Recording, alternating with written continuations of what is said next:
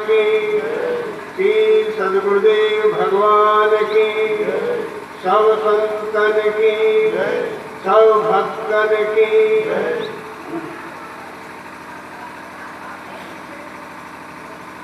सच्चिदानंद घन परात्पर ब्रह्म श्री राघवेंद्र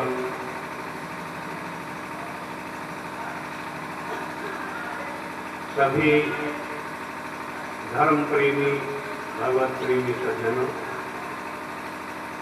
श्रद्धा भक्तिमती देवी, जैसा कि आप 5 दिन से सुन रहे हैं,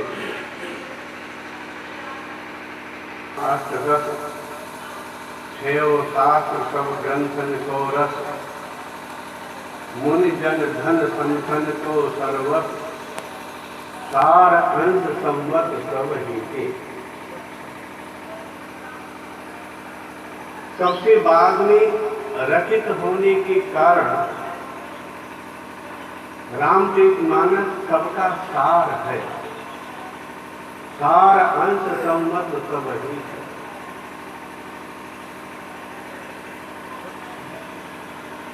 नाना पुराण निगमागम सम्मतम यत् रामायणे निगदितम स्वच्छदन्यतो।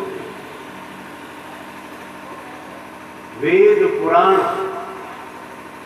इनका जो सम्मत है वही रामायण में कहा गया।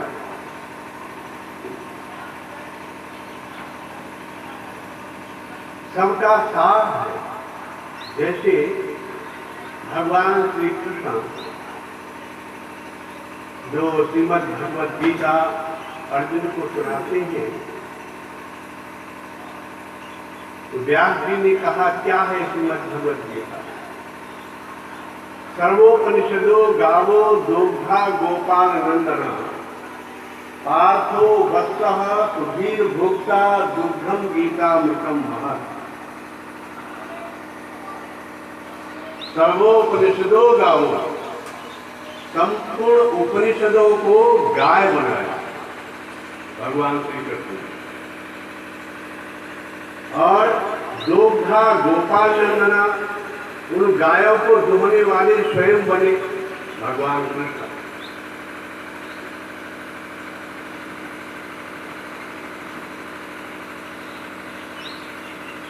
आगे सर्वोपनिषदो गावो दोग्धा गोपाल नंदना, पार्थो वत्सः, अर्जुन को बछड़ा बनाया।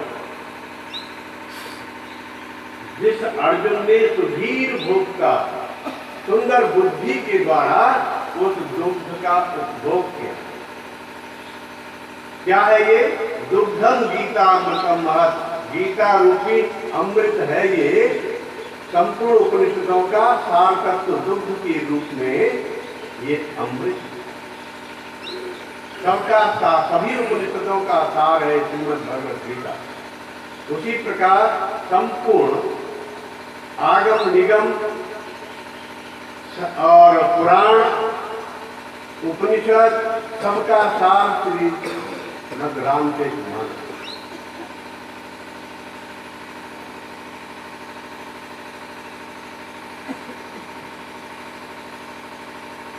एक बार अकबर ने दरबार किया। दरबार में सभी विद्वानों को बुलाया, लेकिन गोस्वामी नहीं पहुंचे। अकबर ने प्रश्न किया, संसार का सबसे बड़ा कवि कौन है? जोरदार जी उठ करके खड़े हो गए। मैं संसार का सबसे बड़ा कवि मैं। अकबर ने कहा, महाराज ये शोभा नहीं देता। ये जितने विद्वान बैठे इनमें से कोई उठ करके आपका नाम लेता तो अच्छी बात थी। आप स्वयं ही उठ करके अपनी बात करें, मैं सबसे विद्वान हूं, मैं सबसे बड़ा कवि हूं। सूरदास जी ने कहा कि जितने भी विद्वान महापुरुष बैठे हैं, इनमें से एक भी ये कहे कि सूरदास असत्य बोल रहे हैं तो मैं दंड भोगने के लिए तैयार हूं असत्य का। एक भी विद्वान उठ करके खड़ा नहीं हुआ, सबने स्वीकार किया सूरदास सही कह रहे, सत्य कह रहे। तब अकबर ने ही पूछा, फिर तुलसीदास, सूरदास जी ने कहा उनको कवि कह करके आप उनका अपमान करते हैं। तुलसीदास जी कवि नहीं है, वो ऋषि है। क्या उनका रामचरितमानस का वो संपूर्ण वेद है। उनकी जो चौपाइयां हैं वो वेद मंत्र है, एक एक चौपाई सिद्धि को देने वाली वेद मंत्र है। जैसे मंत्र का जप करने पर सिद्धि मिलती है, उसी प्रकार चौपाइयों का जप करने पर सिद्धि प्राप्त।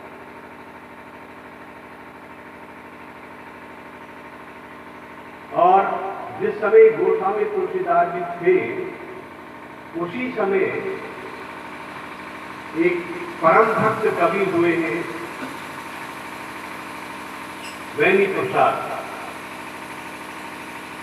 उन्होंने उसी समय ये घोषणा कर दी थी, कल कुटिल जीव निस्तार हित वाल्मीकि तुलसी भयो। कल के कुटिल जीवों का उद्धार करने के लिए महर्षि वाल्मीकि ही तुलसीदास के रूप में।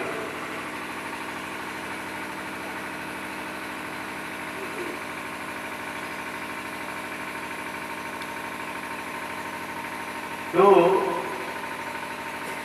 इसी से पता चलता है कि ये ग्रंथ कितना महत्वपूर्ण है।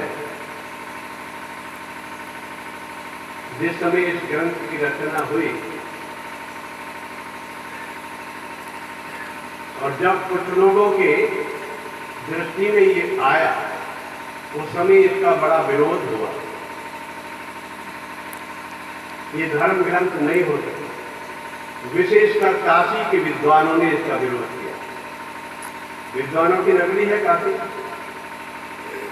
काशी के विद्वानों ने इसका विरोध किया, ये धर्म ग्रंथ नहीं हो सकता। फिर निर्णय ये हुआ कि धर्म ग्रंथ है कि नहीं है। ये निर्णय हुआ कि इस ग्रंथ को भगवान विश्वनाथ के मंदिर में रखा जाए सबसे नीचे। इसके ऊपर पुराण रखे जाएं, उपनिषद रखे जाएं, शास्त्र रखे जाएं, वेद रखे जाएं और मंदिर को सील कर दिया जाए। ये धर्म ग्रंथ है या नहीं, स्वयं भगवान शंकर, विश्वनाथ भगवान स्वयं अपनी स्वीकृति देंगे। ये ग्रंथ सवेरे स्टील टूटने पर जब देखा जाए तो सबसे ऊपर मिले और भगवान शंकर के हाथ का स्वयं प्रमाण हो इस पर कि ये धर्म ग्रंथ है।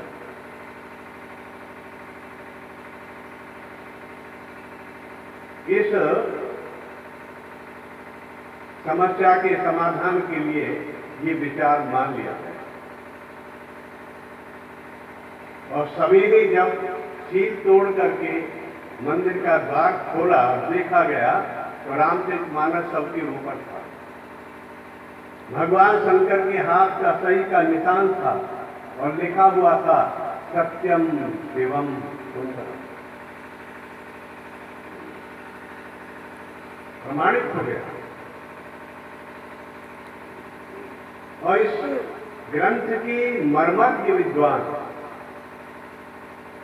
जिनके समान आज तक कोई इसके मर्म को जानने वाला नहीं हुआ, पंडित रामकिंकर उपाध्याय स्वयं कहा करते थे कि अगर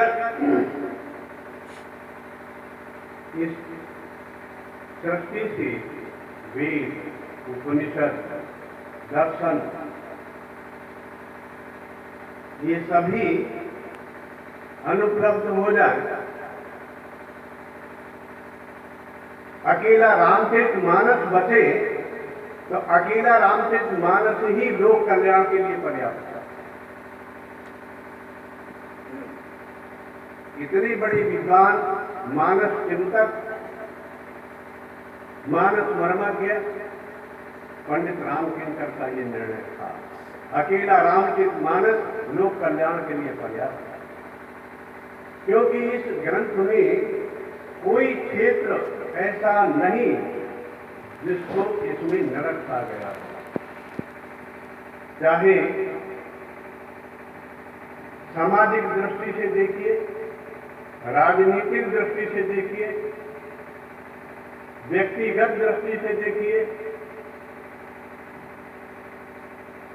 और धर्म की दृष्टि से देखिए, ये ग्रंथ परिपूर्ण है। इसमें आपको मिलेगा पिता कैसा होना चाहिए,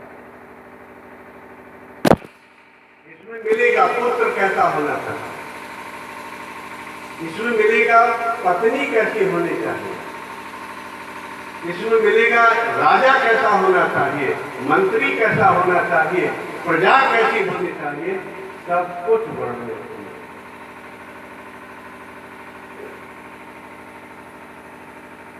व्यक्ति का स्वयं का धर्म क्या है वो भी इसमें प्राप्त है।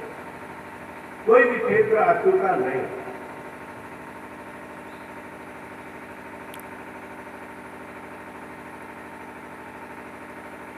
आइए, जो विषय चल रहा था जिसमें भगवान श्री राम के चरित्र व्यक्तित्व को दो महापुरुषों ने, दो ऋषियों ने हेतुत्व की उपाधि दी, शांत और एकाग्र चित्त से उस पर विचार करते हैं।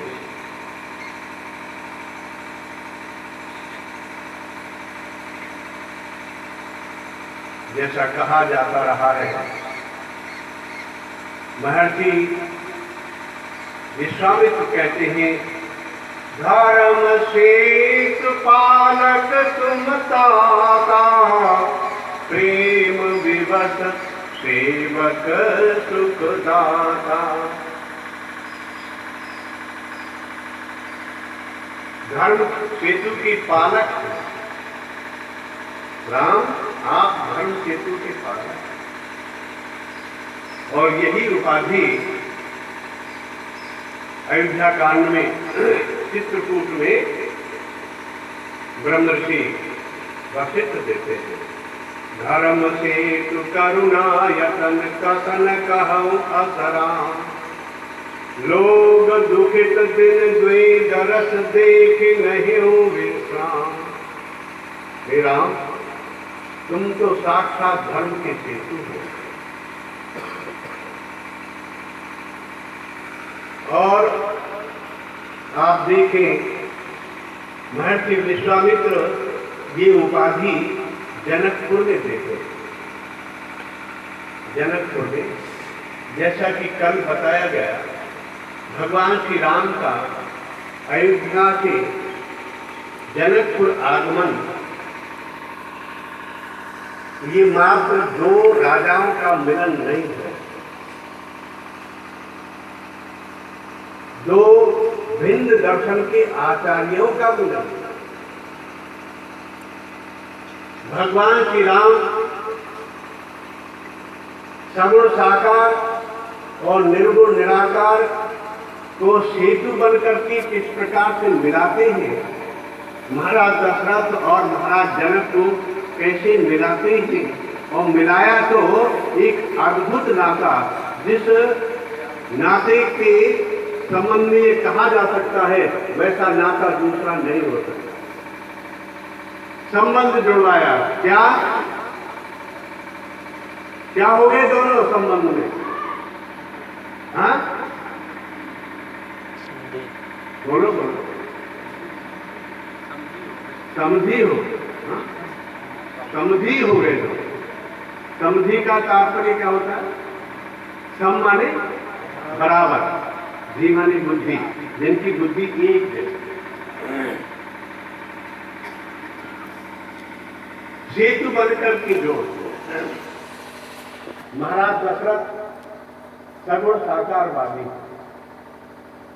भेदवादी है, भक्त। महाराज जनक निर्गुण निराकारवादी, अभेदवादी और संसार के महानतम ज्ञानी।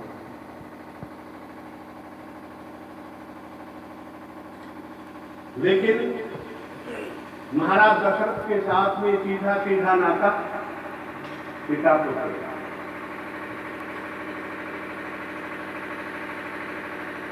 परमात्मा को भी अपना पुत्र बनने पर विवश करता है, कर सकता है, ये अधिकार केवल भक्त को।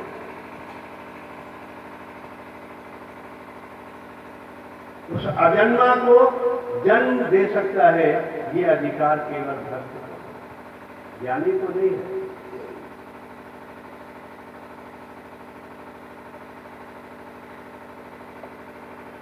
अब ये विचार करने की बात है, समाज में जो कहा जाता है सकामता अच्छी है कि निष्कामता, निष्कामता का महत्व है या सकामता का?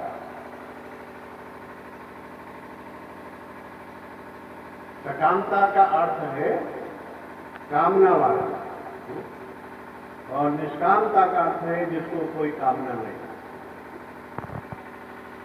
इन दोनों में श्रेष्ठ क्या है, सकामता या निष्कामता? तो सभी महापुरुष, सभी ग्रंथ एक मत से स्वीकार करते हैं निष्कामता को। निष्कामता बहुत महत्वपूर्ण, लेकिन सकामता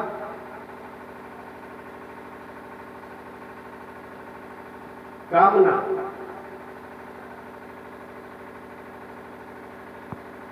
निष्कामता और सकामता, तो सकाम के यहां तो उसकी कामना पर भगवान अवतार लेते हैं, उसके पुत्र बनते हैं।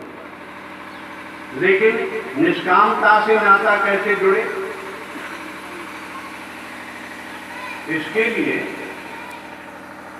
उनके यहां जानकी जी का जन्म कराते हैं। कैसे कराते हैं?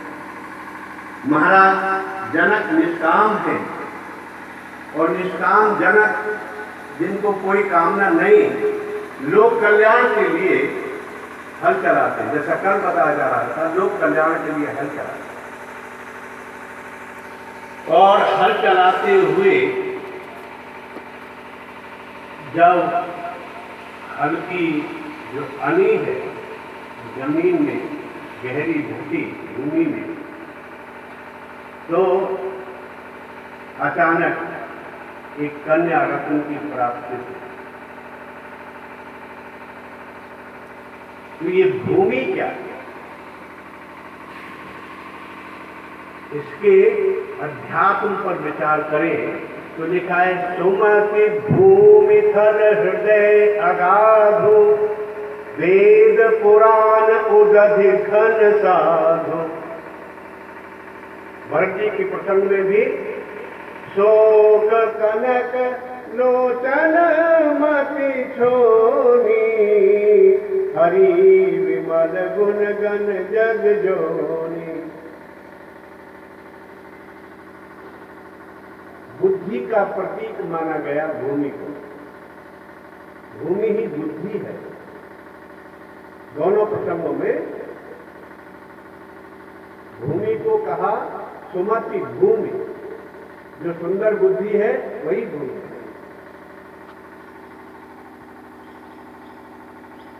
तो सुमति रूपी भूमि में जब ज्ञानी ने विचार का हल चलाया तो उस विचार के हल की विशेषता ये देखने को मिली कि विचार कितना सूक्ष्म है, विचार कितना नुकीला है। उसके नुकीलेपन का प्रमाण मिलता है ये कि जिन निष्काम महाराज जनक ने लोक कल्याण के लिए हल चलाया और बिना कामना के अनायास उनको कन्या रत्न की प्राप्ति हुई, जानकी जी की प्राप्ति हुई। ये जानकी जी को भगति ज्ञान वैराग्य जन सोहत धरे शरीर। भगवान श्री राम ज्ञान के स्वरूप है, लक्ष्मण जी वैराग्य के स्वरूप है और जानकी जी भक्ति स्वरूप। तो एक निष्काम को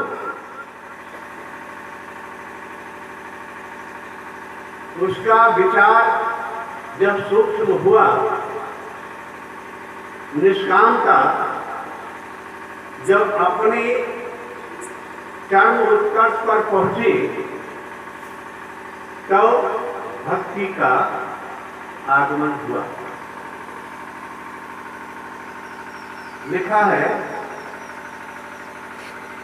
प्रणवं परिजन सहित विदेहु जाहि राम पद गूढ़ सनेहु जोग भोग में राख्यो कोई राम विलोकत प्रगट्यो सोई।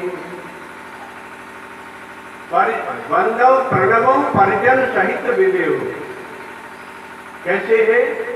जाहि राम पद गूढ़ सने, जिनके अंतःकरण में राम जी के प्रति जो स्नेह है वो गूढ़ है, कोई समझ नहीं पाया। कैसे नहीं समझ पाया? का जोग भोग में राख्यो गोई, जब भी होती है ना उसका एक जो पल्ला है वो योग है, दूसरा भोग है। योग और भोग के संपुट डब्बे में छिपा करके रखा था, जो राम जी के आने पर प्रकट हो गया। खुल गया डब्बा, भेद तब खुला। नहीं तो इसके पहले जो बड़े बड़े ऋषि इनके पास ज्ञान की शिक्षा लेने के लिए आते थे जनक जी के पास, वो यही मानते थे कि ये मात्र एक ज्ञानी है, एक योगी। और अन्य साधारण जन जब इतने बड़े साम्राज्य का भोग करते देखते तो वो मानते थे भोगी है, भोगी ही है। न तो महात्मा लोग पूरी तरह से जान पाए, न जनसाधारण उनको पूरी तरह से समझ पाया। ये भेद तो तब खुला जब भगवान श्री राम सामने आए, और जब राम जी सामने आए तब राम जी को देखते ही महर्षि विश्वामित्र से पूछने लगे, कहु नाथ सुंदर दो बालक, मुनि कुल तिलक की नृप कुल पालक, सहज विराग रूप मन मोरा, थकित होत जिन चंद चकोरा, ताते प्रभु पूछो सक भाऊ, कहु नाथ जने करऊ दुराऊ, क्यों इन्हीं बिनो करत अति अनुरागा, बरबस ब्रह्म सुकहि मन त्यागा। यहाँ भेद पड़ा। अतः बड़े बड़े ज्ञानी ऋषि मुनि इनको वैरागी जानते थे, लेकिन जब राम जी आए तो क्या कहा? ताकि प्रभु पूछो सत्य भाव, कहो नाथ जन करऊं दोराओ, करऊं दोराओ। मैं आपसे सहज भाव से, कोई छल कपट नहीं, सहज भाव से पूछ रहा हूं, ये कौन है? मेरा मन जो स्वाभाविक वैरागी है, इन्हीं विलोकति अति अनुरागा। उस वैरागी मन ने आज परवश ब्रह्म सुखई मन त्यागा। जिस ब्रह्म सुख में ये मेरा मन लीन रहता था, उस ब्रह्म सुख का भी परित्याग कर दिया। इनको देखो,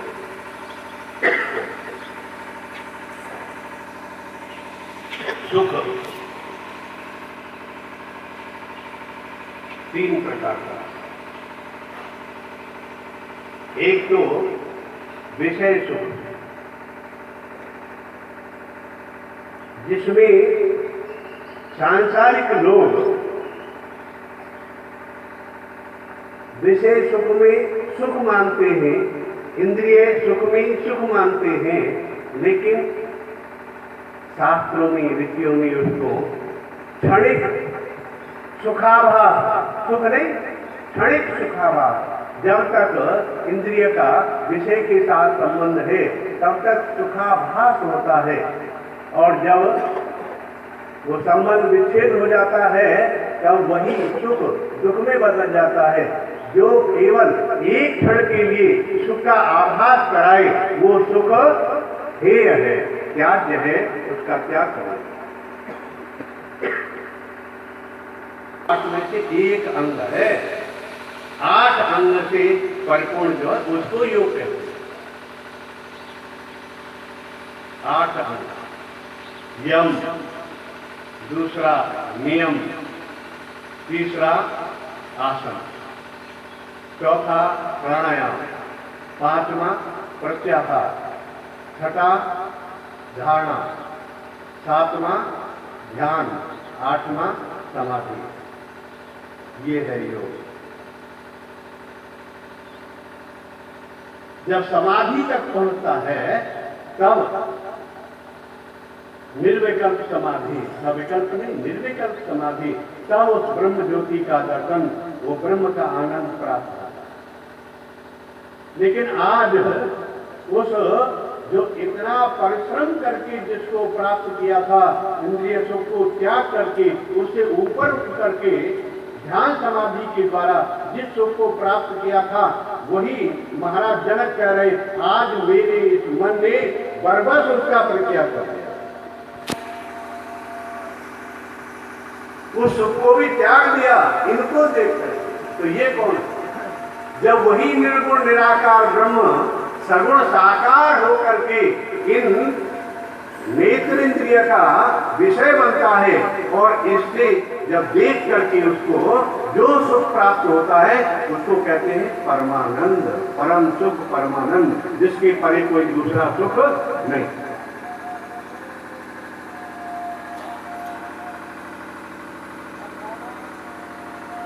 निष्कामता बहुत महत्वपूर्ण है, लेकिन सकामता जिसकी निंदा की जाती है, सकामता, उस कामना को बढ़ाते जाइए, कम मत होने दीजिए। कामना को बढ़ाते जाइए, बढ़ाते जाइए, बढ़ाते जाइए, इसी को भक्ति करिए। इतना बढ़ाइए कि वो कामना परमात्मा प्राप्ति की कामना हो जाए। जैसे मनुष्य जी को हुआ, पूरा विलास निरंतर होई, देखिए नयन परम प्रभु। सब कुछ छोड़ दिया, केवल एक ही अभिलाषा, एक ही कामना रह गई, उन परम प्रभु का दर्शन। अगर वहां तक कामना पहुंच जाती है, तो वो कामना निंदनीय नहीं है। जो महाराज दशरथ के रूप में उस परमात्मा को बालक बनाकर जिसके सौंदर्य माधुर्य का नेत्रों से दर्शन करते हैं, जिसके मधुरात मधुर अमृतमयी वचनों को कानों से सुनकर के कर्णेंद्रिय को धन्य बनाते हैं, जिसको गोद में लेकर के स्पर्श इंद्रिय को धन्य बनाते हैं, जिसके अंग की गंध को नासिका से सूंघ करके नासिका को धन्य बनाते हैं। ये सगुण परमात्मा परिपूर्णतम है, सभी सुख इसमें विद्यमान है। तो कामना होते होते महाराज दशरथ की, महाराज मनु की तरह से अगर परमात्मा की कामना हो जाए तो वो कामना निंदनीय नहीं।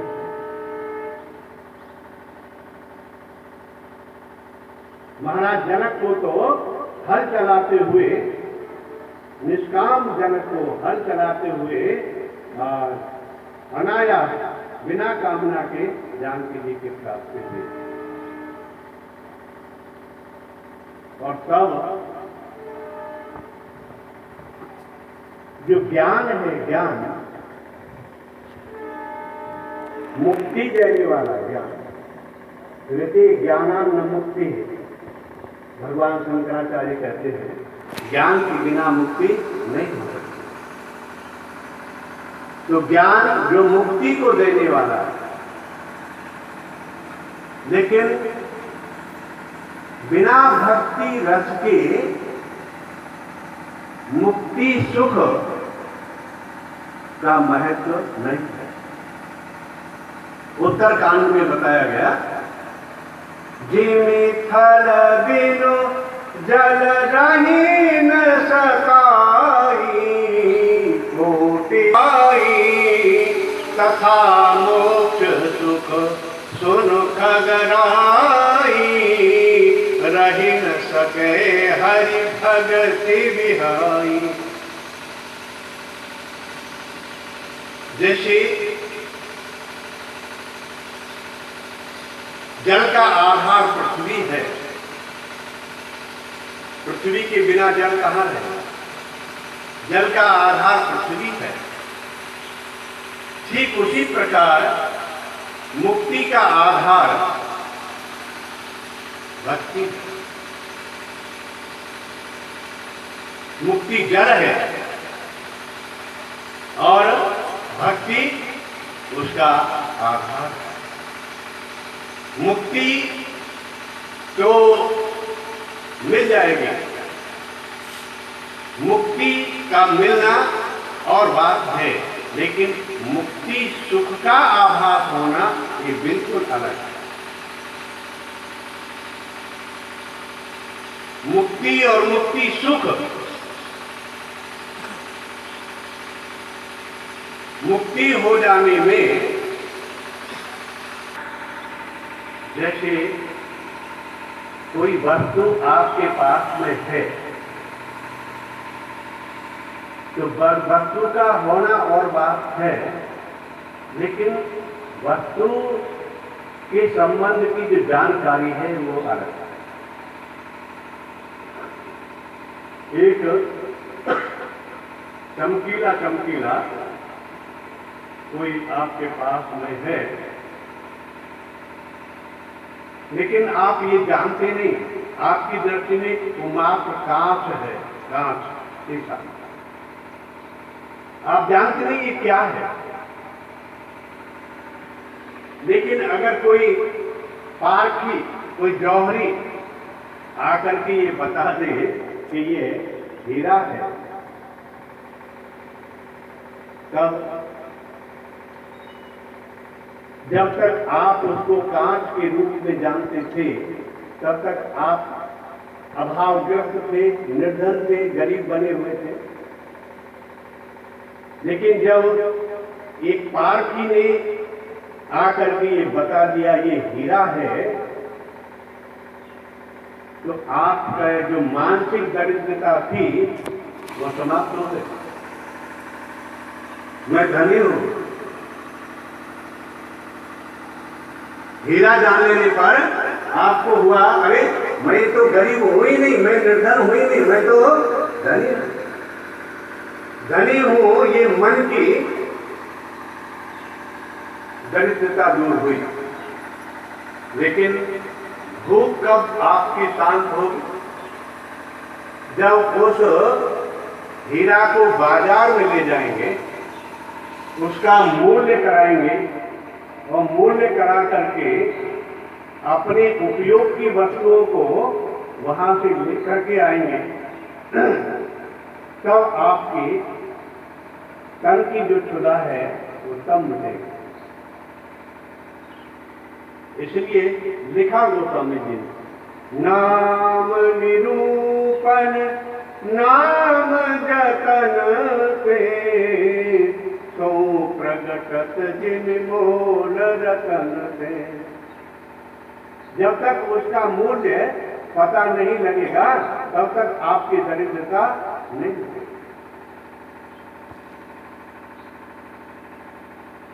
तो मात्र ज्ञान से नहीं, जब तक उस ज्ञान में भक्ति का समावेश न हो। इसलिए गोस्वामी जी ने लिखा, जोग कुजोग ज्ञान अज्ञानो, जय नहीं राम प्रेम परधानो, सोहन राम प्रेम बिन ज्ञानो, करण धार बिन जिम जन जान। योग कुयोग है, ज्ञान अज्ञान है, जहां प्रेम की प्रधानता नहीं। वो ज्ञान शोभित नहीं होता है जिस ज्ञान में प्रेम नहीं है। उसी प्रकार शोभित नहीं होता जैसे बिना नाविक के नाव की शोभा नहीं। कर्ण धार बिन जिम जन जान। एक प्रसंग आता है जब भगवान श्री कृष्ण मथुरा आ जाते हैं, और जब मथुरा आ जाते हैं तो भगवान श्री कृष्ण को मैया यशोदा, बाबा नंद का वात्सल्य और गोपियों का प्रेम स्मरण हुआता है ग्वालपालों का। तो भगवान श्री कृष्ण के नेत्रों से अश्रु बहने लगे।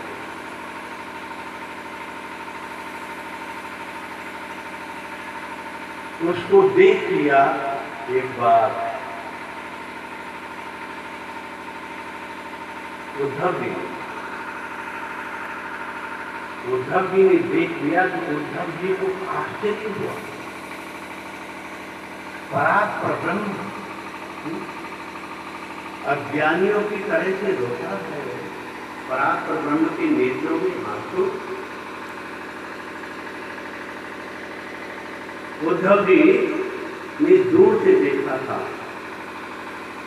भगवान श्री कृष्ण के पास पहुंच करके कहा उद्धव जी ने,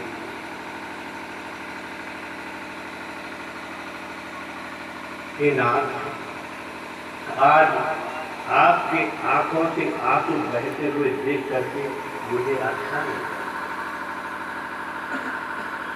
आप तो ज्ञान मूर्ति है, परात्पर ब्रह्म है, सब कुछ आप ही तो हैं, आपके अतिरिक्त और है ही क्या।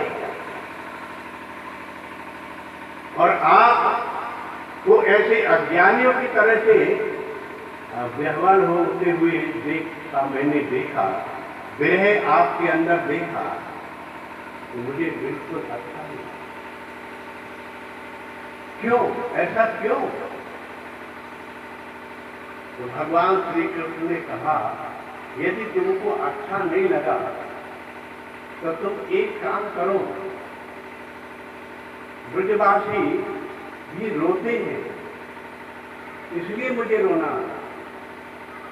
मैया यशोदा, बाबा नंद, गोपी, ग्वाल बाल, गाय सब रोते हैं। तुम जाओ ब्रज में, और ब्रज में जाकर के ज्ञान का उपदेश दे करके उनका रोना बंद कर दो, मेरा अपने आप बन जाए।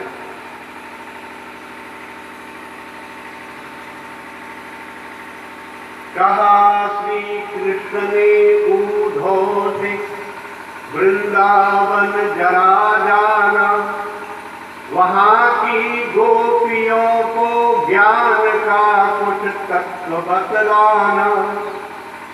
विरह की वेदना से वे सदा बेचैन रहती है, तड़प कर आह भर कर और रो रो कर ये कहती है प्रेम जगत में सार और कुछ सार नहीं है प्रेम जगत में सार और कुछ सार नहीं है। यही पुकारते हैं।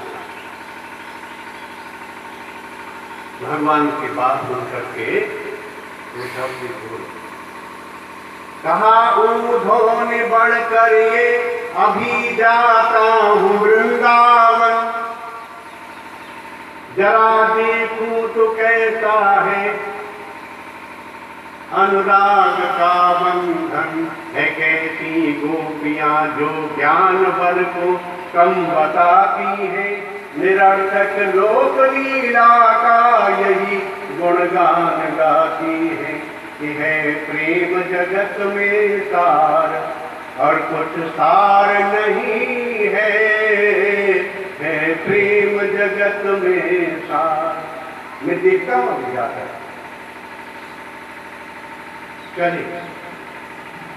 चले मथुरा से जब कुछ दूर, वृंदावन निकट आया, वहीं से प्रेम ने अपना अनोखा रंग दिखलाया। उलझ कर वक्र में कांटे लगे उद्धव को समझाने, तुम्हारा ज्ञान पर्दा फाड़ देंगे ये प्रेम दीवाने। जब वृंदावन की सीमा में आए, वहीं से उद्धव जी को आभास होने लगा।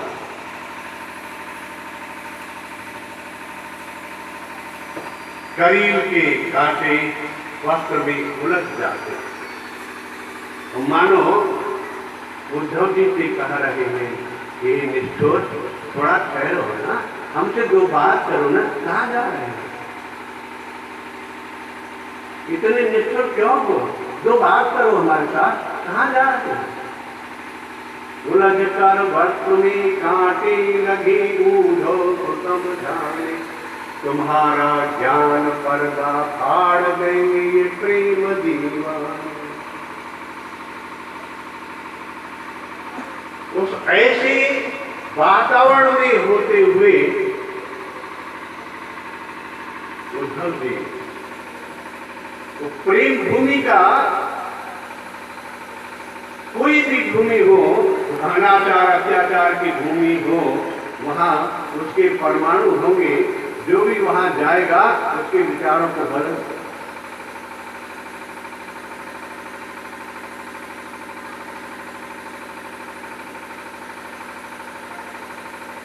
पंचवटी के पास भगवान श्री राम रुके, ठहरे, जानकी जी के सहित। लक्ष्मण जी ने कहा थोड़ा जल गया, आत्मन करेंगे। पद्म पुराण का लेख। लक्ष्मण जी ने कहा ये किस लिए आई है, ये जल भी नहीं ला सकती। भगवान राम समझ गए, उनके अच्छा तुम बैठो मैं लाता। भगवान राम स्वयं जल लाते हैं, राम जी के लाए हुए जल से लक्ष्मण जी आत्मन करते हैं। सवेरे जब चलने लगे तो भगवान राम ने कहा यहाँ की थोड़ी सी मिट्टी अपने वस्त्र में बांध लो। लक्ष्मण जी ने बांध ली। जब वो मिट्टी लक्ष्मण जी के पास में रहे तो उस प्रकार के विचार उस मिट्टी को रख दे, तब फिर पश्चाताप जागे, मैंने क्या किया मैं सेवा के लिए आया हूं, मेरी माता को कह दिया, ये किस लिए आई है, बहुत दुखी हो। तब भगवान राम ने कहा दुख मत करो, ये दोष तुम्हारा नहीं है, उस मिट्टी का है। वहां सुंद नाम के दो महादैत्य हुए, उन्होंने जो वहां कृत्य किए उसके परमाणु उस मिट्टी में हैं, इसलिए तुम्हारा विचार बदला था, दोष तुम्हारा नहीं। लक्ष्मण तुम तो बराबर सेवा कर रहे हो। तो वृंदावन तो प्रेम भूमि है, वहां के करीब भी मानो उद्धव जी को प्रेम की शिक्षा दे रहे हैं। ये नित्य कहां चला, उस वातावरण में से निकल करके उद्धव जी गरज पहुंचे जहां था जिस जगह गोपियों का मंडल, वहां थी शांत पृथ्वी वायु धीमी व्योम था निर्मल, सहस्रों गोपियों के बीच में श्री राधिका रानी कभी के मुख से रह रहकर निकलती थी यही वाणी कि है प्रेम जगत में सार और कुछ सार नहीं है प्रेम जगत में। सभी के मुख से निकलता है, हे श्याम सुंदर कहाँ हो प्यारे, आओ देख आओ। इन तप्त आत्माओं को अपना दर्शन देकर के शीतल करो, हे श्याम सुंदर कहाँ हो। उसी समय कहा ऊर्ध्व बढ़कर ये कि मैं मथुरा से आया हूँ, सुनाता हूँ संदेशा